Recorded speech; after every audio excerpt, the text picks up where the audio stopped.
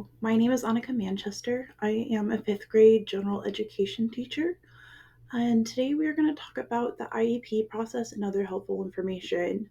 I apologize that the screen brochure looks a little bit different than what you would see when you're handed the actual physical brochure, and the reason why is because this is what is sent through the printer, and so it is not folded like a brochure yet. Because of that, there's going to be a little bit of movement up and down just because, like I said, this is how it gets sent to the printer so it can be folded into what you would normally see as a brochure.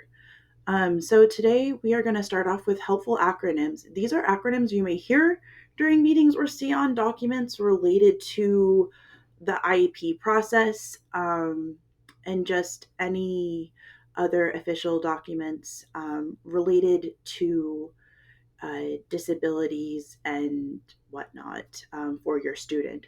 So to start off, we're going to start with IDEA, also known as IDEA. It's the Individuals with Disabilities Act. The Individuals with Disabilities Education Act is a law that makes available a free, appropriate public education to eligible children with disabilities throughout the nation and ensures special education related services to those children. Next, we have FAPE, which is Free Appropriate Public Education. Section 504 requires that school districts must offer each person aged 3 through 21 with a disability a free appropriate public education, regardless of the person's disability or status. They just have to be living within the school district's boundaries. LRE is least restrictive environment. Students with disabilities should be in the same classroom as students without disabilities as much as possible in a way that does not impact their disabilities further. So this means that students who are able to still learn in a normal classroom environment um, with whichever disabilities they have, as long as they are given accommodations to help them in the normal classroom environment, then they should be in that classroom. For some students, they will have to be in a contained special education classroom, and that is the best place for them. It is our job as special education staff to choose and help figure out which is the best and least restrictive environment for your student.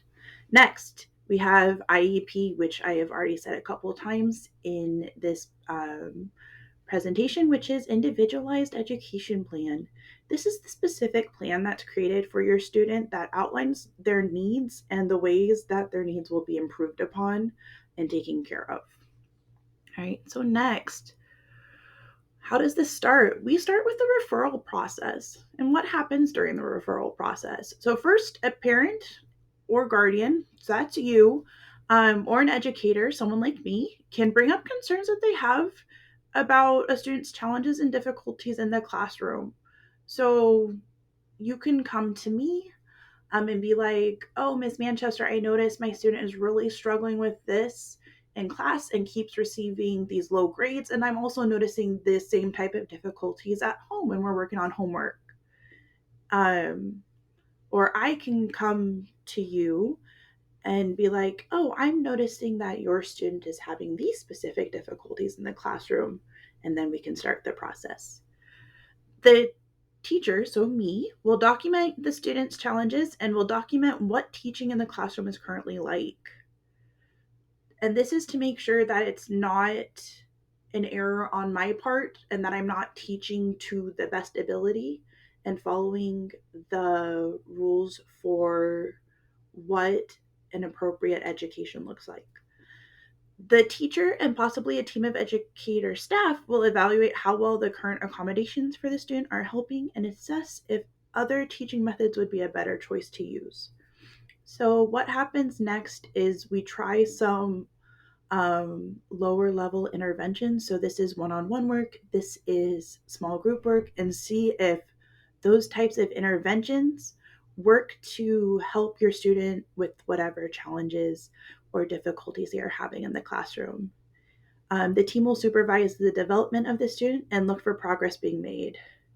If there is not enough progress being made, then the student will then be officially referred for special education services. Next, so your student has officially been referred for special education services. What happens next? Next, we determine eligibility. There will be a team discussion on what type of evaluation will be the most beneficial for the student. Once that happens, the evaluation with the appropriate educational staff will be set for a specific date and time, and then this will be communicated to you, the parents and guardians of the student. The student will be evaluated and the results are reviewed by the team, including you, the parents and guardians. This is when the disability category defined by the IDA will be determined.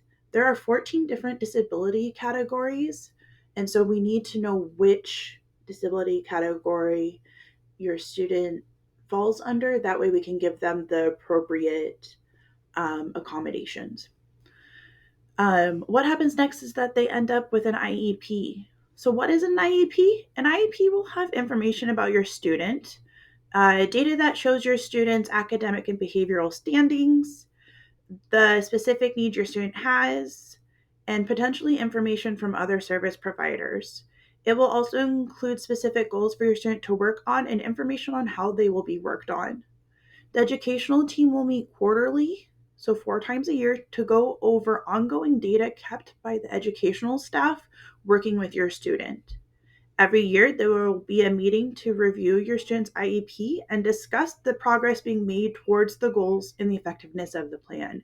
You are part of the team at that point, and so you are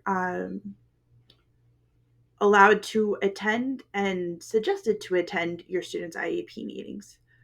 Review meetings. Every 3 years, there will be a total reevaluation to see if your student still meets the disability requirements under the IDEA. So they get reevaluated and go through the evaluation process.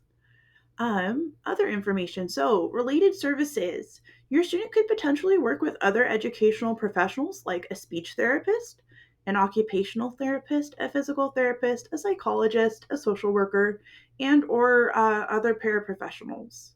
You are entitled to prior written notice. So this means that the school district cannot make changes or suggest changes to your student's IEP without sending you written explanation about them first. This is not a request for an IEP meeting. They just have to give you written notice, so prior written notice of what changes they would like to make. That way you are not surprised and it's not just sprung upon you.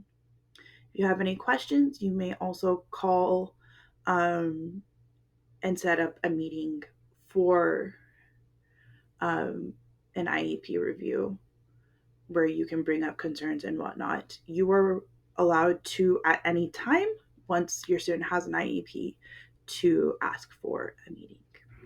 And that is it. If you have any other questions, please let